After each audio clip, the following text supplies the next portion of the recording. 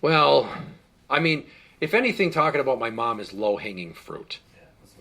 It's everything she fucking does. What's the latest then? Oh my God, I'm going to have to sit down for the part of this. I'm going to just hunker down. So that day that my daughter said, I think I understand why you don't like grandma. Here's what happened. So my daughter, and I'm in full support of this, and so is her mom, she, for a while there, thought she was bi, and then she goes, I'm a lesbian. I don't like boys. I like girls. I'm like, that's cool. And if you know me, and I've said this an awful lot, when I had daughters, most people might freak out, because as the saying goes, when you have a boy, you worry about one penis. When you have a girl, you have to worry about a million. And I was just like, I really hope at no point in my life do I have to face facts or witness or hear the sound of any of my daughters sucking a dick. And as someone who enjoys having their dick sucked quite a bit, it's a weird stark contrast to be like, oh God, if that was my little girl, oh God, oh no. So when she said that she liked girls, I'm like, fuck yeah! No dicks going in that mouth. Like I fucking full on karate kicked in joy. And then also, just for background info, my other daughter, the next one, she's 10. She says she also likes girls. I'm like, fucking far out. That leaves only the 6-year-old, and I don't think we're ready to broach that topic yet.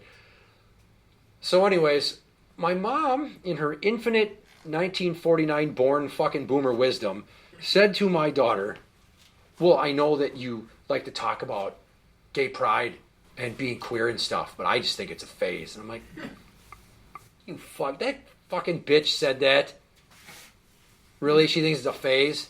Like what? Like she thinks you're going to hype yourself up to it and then one day you're going to taste a pussy and then go running right to the fucking pickle farm?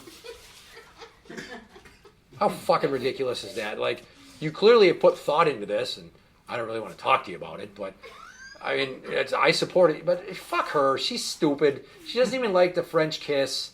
I can't imagine that she's ever done anything sexy or ever been sexy.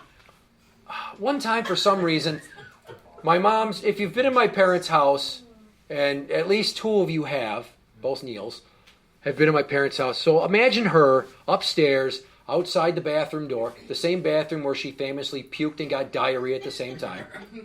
It's a great story. I wrote a song about it. It's called Empty Tank. Life inspires art. And she's up there on the fucking hallway catwalk, and my dad's in the kitchen with me, and I forget how this even came up, and she's like, oh, is that what you want? A black girl? You like fat lips on your dick? And I looked at him like, that doesn't sound too bad, does it? And he's like, shut up. And I'm just like, at what point did this seem okay to say in front of me? I was a teenager at the time. Fat lips on your dick? Well, that doesn't sound bad, because that still means there's a mouth pleasuring me. And unless those fat lips have braces behind them, or busted ass teeth, or it's secretly a dude pretending to be a chick, it's not a problem for me. And it's just like, why do you think that's gross? Why? Because you would never think to suck a dick. You miserable, selfish, fat chud.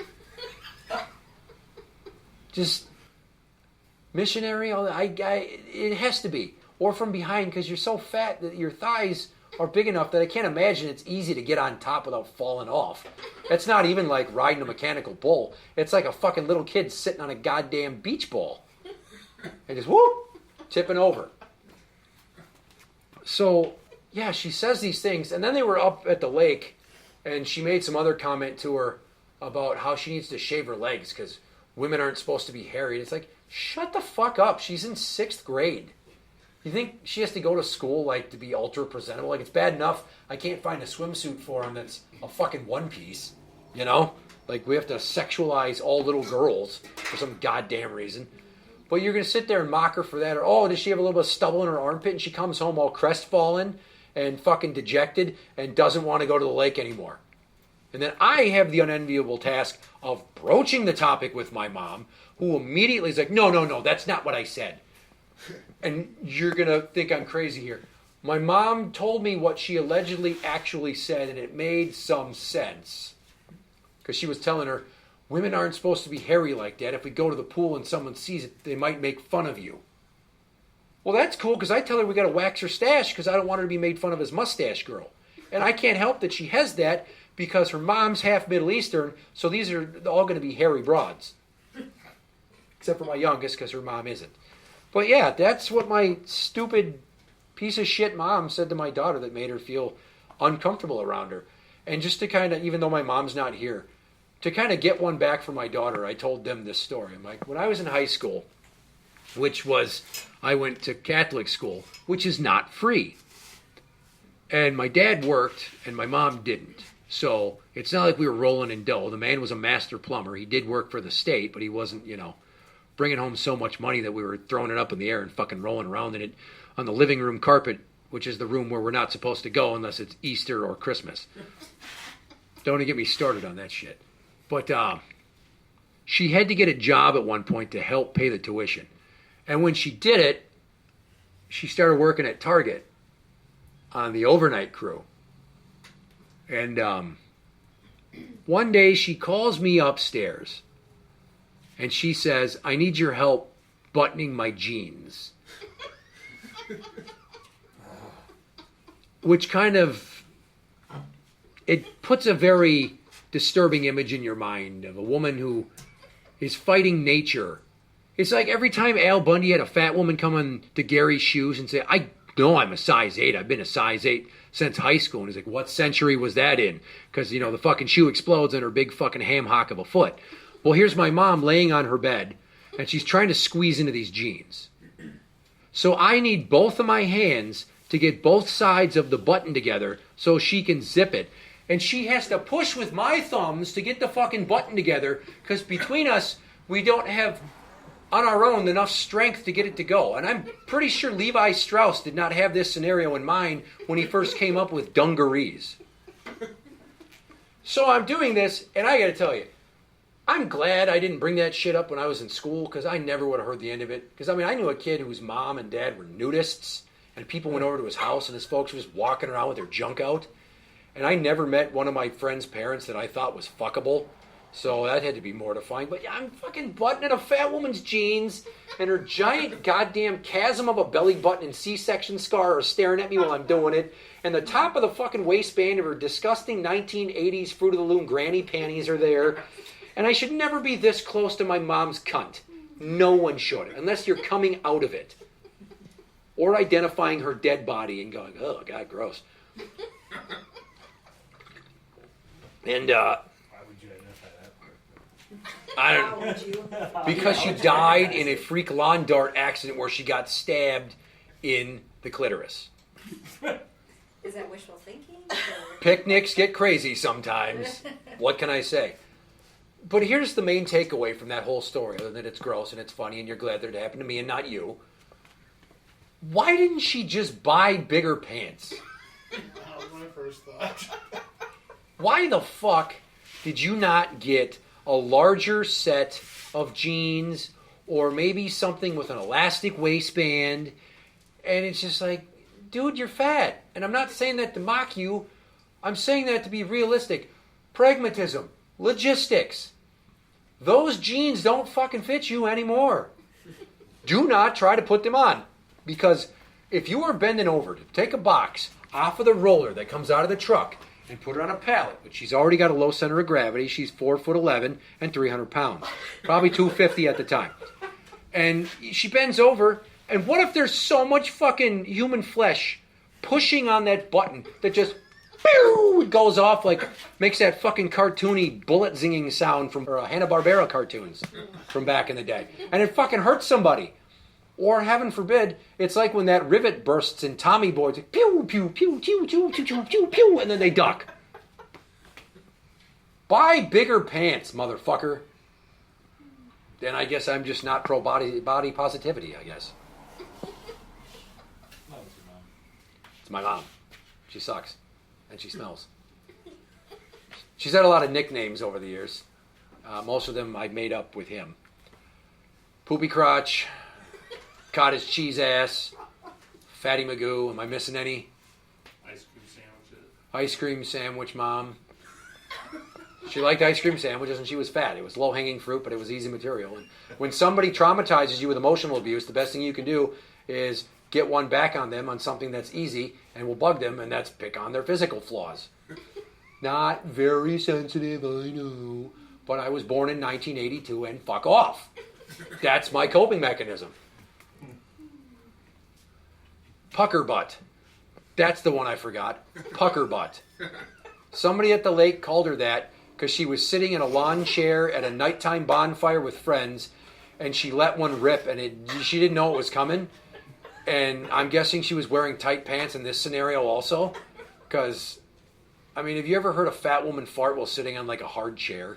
It's like, it's just that compressed sound, but also imitates like a duck drowning. Just because the fat's rippling while the air's pushing out and trying to escape the hole.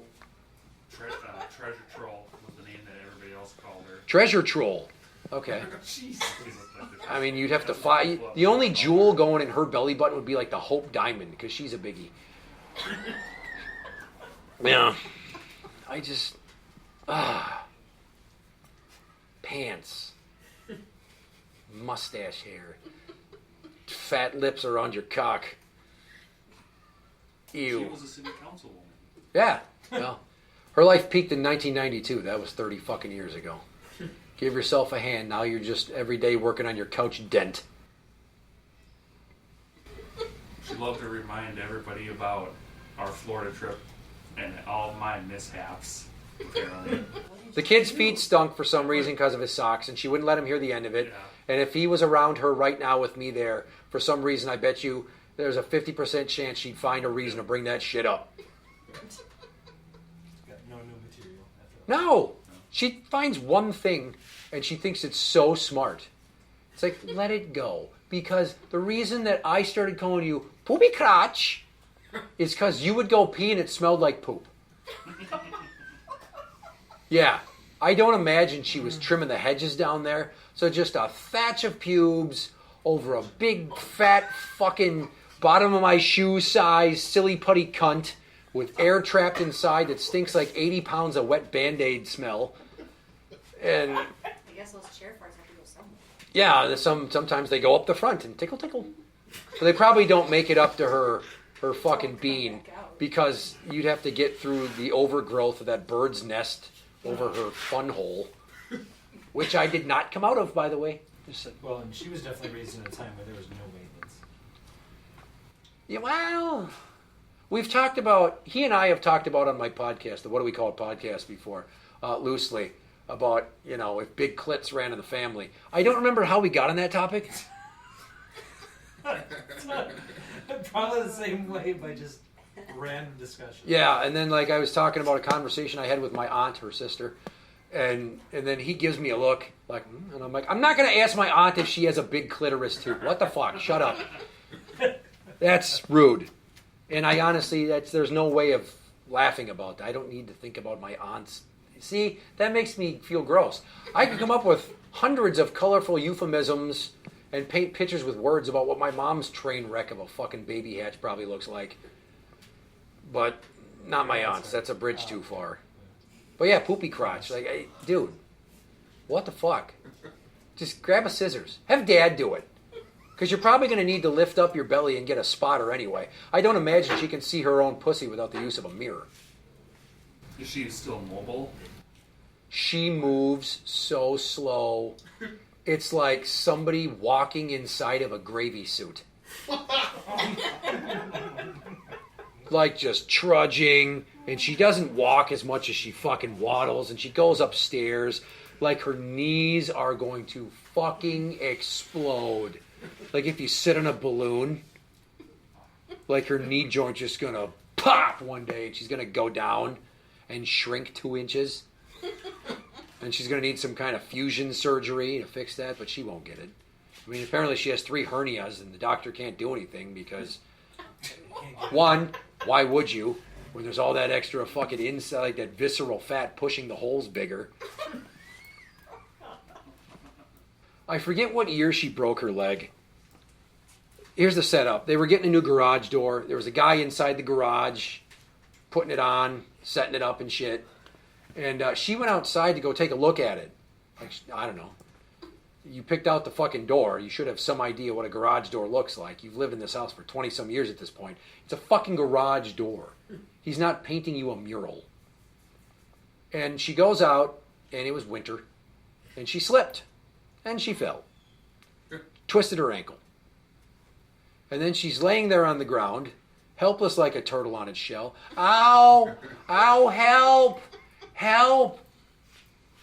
And no one could hear her, because he's in the garage, he's a contractor, he's got a radio going, and if he heard her, fuck that bitch. He's here to work on the garage door. This isn't Rescue 911. Get a life alert, you stupid cunt. And so she realizes help's not going to come. So, like, what was that? Who was the guy in the movie?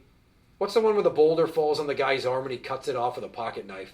It's like 142 hours or some shit like that. Yeah. Okay, is that one of the Ryans, the famous Ryans? It's not Reynolds. Is it Gosling? Franco. It's James Franco. Either way, a famous guy in a movie about a boulder falling on an arm and he cut his arm off. So knowing that help wasn't going to come and unable to chew her own foot off because, logistics, she gets up and she tries to walk and she slips again. Ha ha ha ha ha. Goes down, spiral fractures her fucking leg. So she now has to be in an air boot for like 6 weeks. So she doesn't move around in a manner that I would say is respectable or dignifying to begin with due to her center of gravity. And now she's crawling up and down the stairs from the lower level to the ground level where the kitchen, the dining room, and the fucking living room that we're not allowed to go into except for when it's Easter and Christmas. So she's crawling up and down the stairs, which is funny because it's sad and pathetic and she's vulnerable. And imagine if you had like a fucking dog that bit all the neighbor kids and suddenly it broke its leg and it's limping around all sad and shit. You're just like, ha, fuck you, dog. Yeah, I was like, ha, Linda, crawl, bitch. Crawl for your fucking supper. But the best part about that was she came up with the idea that to get to the top of the stairs, she wasn't going to then crawl to the front door to put her shoes on to go anywhere. No. She was going to have us bring the computer chair with the roller wheels upstairs so she could sit her fat ass on it, and then my dad and I had to take turns pulling her 10 feet to the fucking foyer, or foyer if you're a dick, so she could sit there and put her fucking shoes on. 6 weeks of this shit. I thought buttoning her fucking too small jeans over her fucking belly were bad. There is nothing like watching an emotionally abusive fucking demon of a woman crawl her fat ass with an air boot on across the house like it's a life alert bracelet video. And it's stories like that I enjoy passing down to my daughters because then they're like, that's funny. I'm like, it is. But as much as you like hearing about it, imagine fucking being there. That image is in my head for another 20 years until the dementia takes hold. Holy shit. You've seen the fucking elastic waistband mom jeans she wears that are from the fucking 90s. I don't think you can find those anymore. You're definitely not going to put leggings on a woman that big.